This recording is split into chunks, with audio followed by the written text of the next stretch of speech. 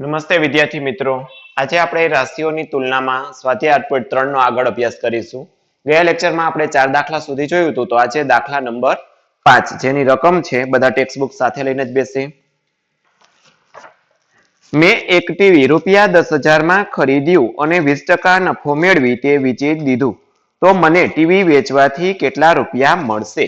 10,000 માં ખરીદ્યું એટલે ખરીદ કિંમત બરાબર 10,000, નફો 20%, તો નફો બરાબર 20%. જે આપેલું છે એ પેલા લખશું આપણે. હવે નફો બરાબર, નફો રૂપિયામાં આપણે શોધવો હોય તો શું આવશે? ખરીદ કિંમત ગુણ્યા નફાના ટકા. ખરીદ કિંમત મૂકશું અને જે નફાના ટકા છે એ જોશું. 10,000 ગુણ્યા 20% હતા, ટકાવારી છે એટલે છેદમાં કેટલા લખવા પડશે? 100.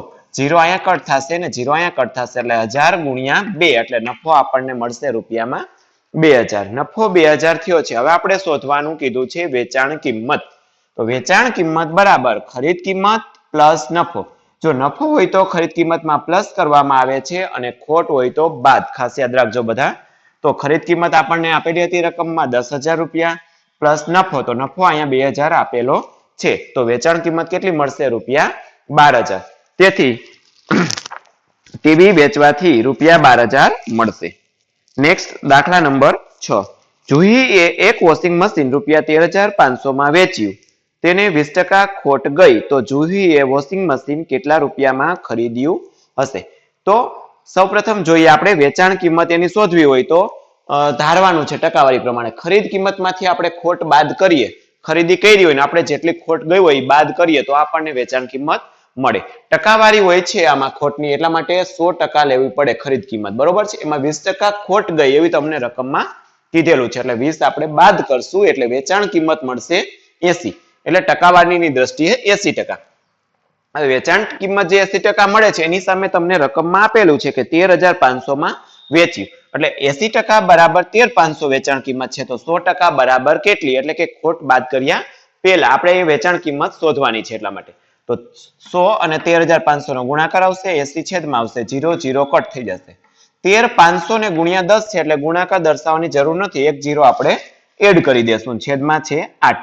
તો 1,35,000 ભાગ્યા 8 નો ભાગાકાર તમે કરશો આ રીતે, તો તમને જો ડાયરેક્ટ ભાગાકાર આવડતો હોય તો ડાયરેક્ટ પણ કરી શકો, નહીતર બાજુમાં ગણતરી દર્શાવશો તો તમને મળશે 16,875. ઈ છે એમની ખરીદ કિંમત. શું છે? ખરીદ કિંમત. જો 16,875 માં ખરીદ્યું હોય ને 20% ખોટ કરતા વેચાણ કિંમત કેટલી હતી? તો 13,500. ત્યાર પછી 7મો દાખલો આપણે કરવાનો નથી એટલે બધા એમાં ચોકડી મારી દેશે. 8મો દાખલો છે એ આપણે જે દાખલા નંબર 5 કર્યો એના જેવો જ છે, તો હિન્ટ્સ આપી દઉં છું અહીંયા. અમીના રૂપિયા 275 માં એક પુસ્તક ખરીદે છે અને 15% નુકસાન વેઠી વેચે છે, તો તેણે તે પુસ્તક કેટલા રૂપિયામાં વેચ્યું? 275 માં પુસ્તક ખરીદે છે એટલે ખરીદ કિંમત 275 આવશે. અહીંયા ખોટ આવશે, ખોટ નુકસાન છે એટલે ખોટ, ખોટ બરાબર 15%. તો અહીંયા ખોટ આવે, ખરીદ કિંમત ગુણ્યા ખોટના ટકા કરવાના. તમારે આ રીતે ખોટ અહીંયા તમને મળશે. હવે ખોટ હોય તો વેચાણ કિંમતમાં ખરીદ કિંમત છે તો એમાંથી ખોટ છે એ બાદ કરવી પડે તમારે.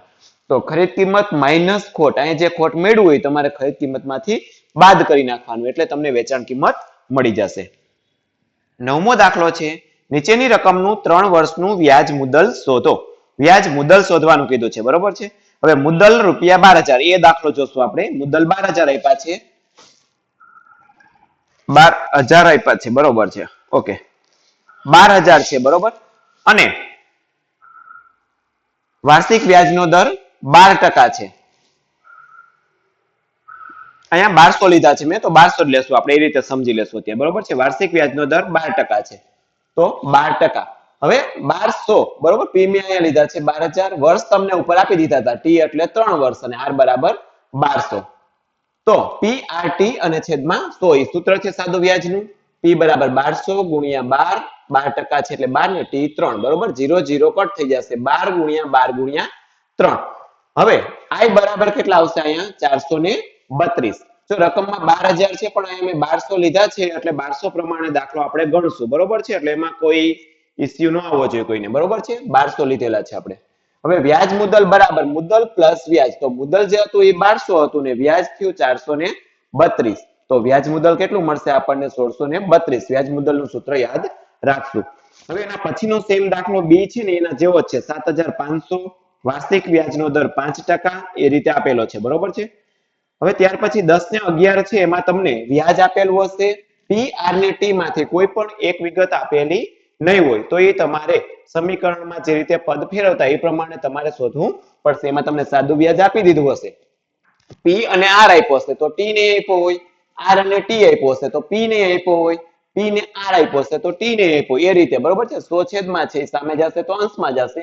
અહીંયા જે બે વિગત આપી હશે એ બરાબરની ડાબી બાજુ આવશે તો છેદમાં આવશે. પછી તમારે છેદ ઉડાડી અને જે વિગત નથી આપેલી શોધવાની રહેશે, જે તમને સમજૂતીમાં મેં વિસ્તૃત રીતે સમજાવી દીધેલ છે. ઓકે, તો થેન્ક યુ.